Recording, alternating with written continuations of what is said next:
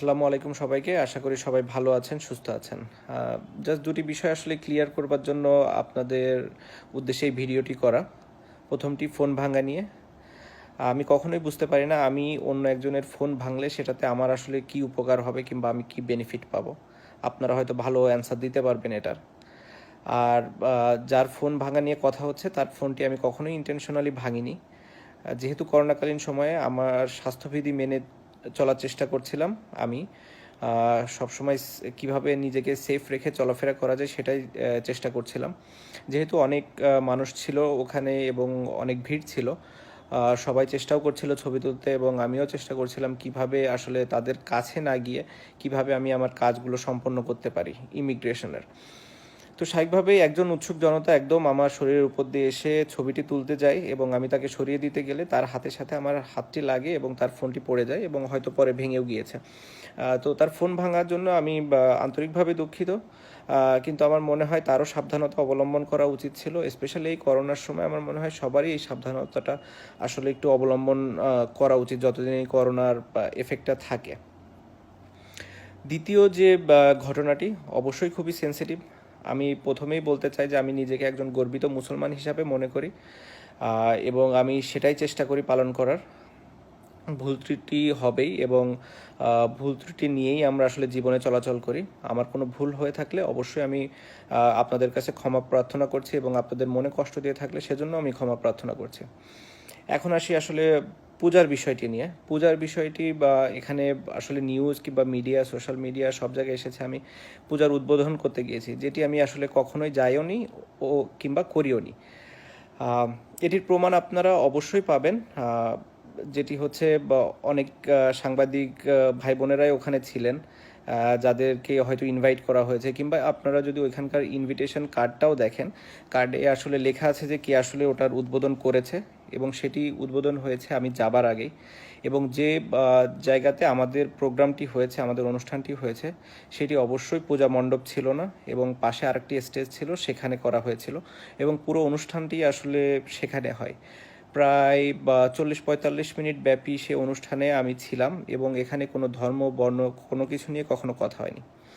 অনুষ্ঠান শেষে যখন আমি গাড়িতে উঠতে হবে, আসলে যেহেতু ওখানে পাশেই পূজার আয়োজন ছিল এবং গাড়িতে আমার উঠতে হবে, অনেকগুলো রাস্তা আসলে বন্ধ ছিল। তো স্বাভাবিকভাবেই পূজা ওই মণ্ডপটি ক্রস করে আমাকে যেতে হতো, যেটি আমি গিয়েছি। যাওয়ার সময় পরেশ দা, যিনি আমাকে ইনভাইট করেছিলেন, তার রিকোয়েস্টে আমি প্রদীপ প্রজ্বলন করি এবং যেহেতু কলকাতায় আমি অনেক দিন খেলেছি, কলকাতার মানুষ আমাকে অনেক পছন্দ করে, ওখানকার সাংবাদিকরা অনেক উৎসুকও ছিল। তো সবার রিকোয়েস্টে ওই প্রদীপ প্রজ্বলনের সময় ওখানে পরেশদার সাথে দাঁড়িয়ে একটি ছবি তোলা হয়। ছবি তুলে যখন যাওয়ার সময় আসলে সাংবাদিকদের সাথে আমার যারা নিরাপত্তা কর্মী ছিল তাদের একটু বাদবিতণ্ডাও হয়, একটু হাতাহাতিও হয়। সেই ঘটনার কারণে আসলে আমরা ওই দিক দিয়ে আর যেতে পারিনি, পরে আবার ব্যাক করে অন্য রাস্তা দিয়ে গিয়েছি। সো পুরো ঘটনাটা ছিল এরকম, যার ভেতরে 30 থেকে 40 মিনিট আমরা আমাদের যে প্রোগ্রামের জন্য স্টেজ করা হয়েছিল সেখানে ছিলাম এবং সেখানে কোনো ধর্ম বর্ণ নিয়ে, আমি আবারও বলছি, সেখানে কোনো ধর্ম বর্ণ নিয়ে কথা হয়নি এবং প্রোগ্রামের কোনো আয়োজনও ওরকম ছিল না।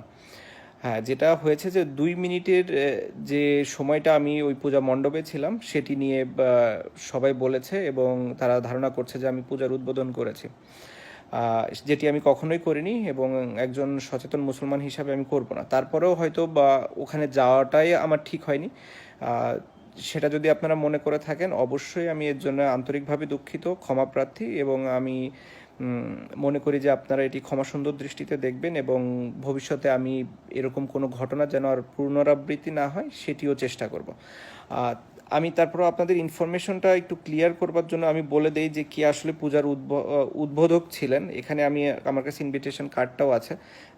উদ্বোধক ছিলেন হচ্ছে ফিরহাদ হাকিম, প্রশাসনিক প্রধান, কলকাতা পৌরসভা, মন্ত্রী, পশ্চিমবঙ্গ সরকার। তো আমি ওই প্রোগ্রামে যাবার আগেই তিনি আসলে পূজার উদ্বোধন করে গিয়েছেন। তারপরে আমি গিয়েছি, আমার প্রোগ্রাম অ্যাটেন্ড করেছি। পরেশদার রিকোয়েস্টে ওই 1 মিনিটে আমি প্রদীপটি প্রজ্বলন করেছি এবং সাংবাদিকদের রিকোয়েস্টে ওনার সাথে দাঁড়িয়ে আমি ছবিটি তুলেছি। হ্যাঁ, অবশ্যই আপনারা ব্যাকগ্রাউন্ডটা নিয়েই আসলে বেশি হয়তো উত্তেজনা বোধ করছেন কিংবা মনে করছেন যে আসলে ঘটনাটি ওটাই হয়েছে। আসলে একটি ছবি দেখে আসলে পুরো ঘটনাটাই আপনি কখনোই অনুমান করতে পারবেন না বলে আমার মনে হয়। তারপরেও আমি আবারও বলছি যে আমরা আসলে কখনোই আমার কোনো ইন্টেনশন ছিল না যে কোনো মানে আমার ধর্মকে ছোট করে অন্য ধর্মকে বড় করব কিংবা অন্য কোনো কোনো কোনো ইস্যুই ছিল না। আমার মনে হয় ইসলাম একটি শান্তির ধর্ম। আমার যদিও জ্ঞান খুবই কম, আমি চেষ্টা করছি এবং ভবিষ্যতে আরও চেষ্টা করব যত ইসলাম সম্পর্কে জ্ঞান নেওয়া যায় এবং ইসলামের নিয়ম অনুযায়ী যেন আমি চলতে পারি, সেটি আমি চেষ্টাও করি। হ্যাঁ, সবসময় হয়তো আমি করতে পারিনি কিংবা করা হয়ও না, বাট আমার এরকম কোনো ইন্টেনশন নাই যে আমি ভবিষ্যতে এটা করতে পারবো না। আমার অবশ্যই ইন্টেনশন আছে। আমি শুধু একটি কথাই বলবো যে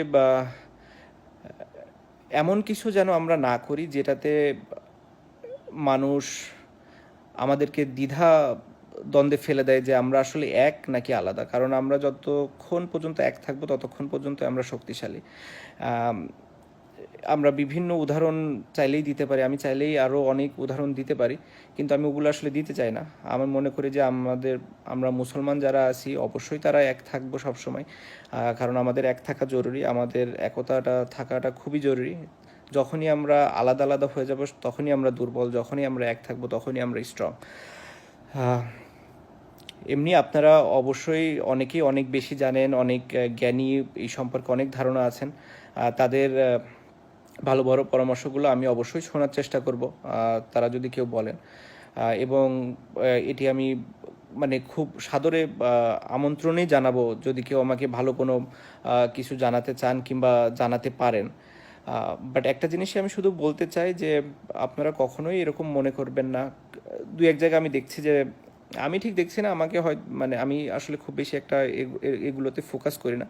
তারপরে অনেকে অনেক কিছু, যেহেতু এখন আসলে সোশ্যাল মিডিয়াটা এমন একটা পর্যায়ে চলে গেছে যে আপনি চাইলেও অনেক কিছু ইগনোর করতে পারবেন না। তো আমার নামের সামনে যেহেতু অনেকেই শ্রী শ্রী কিংবা সিঁদুর, প্রদীপ, মন্দির অনেক কিছু দিয়ে দিয়ে অনেক কিছু বলছেন, আসলে এটাতে আমরা ইসলামের কিংবা আমাদের ধর্মের কতটা উপরে নিচ্ছি না নিচে আনছি এটা আমার বোধগম্য না। তো আশা করি আমরা সবাই আমাদের জায়গা থেকে দায়িত্বশীল ভূমিকা পালন করব।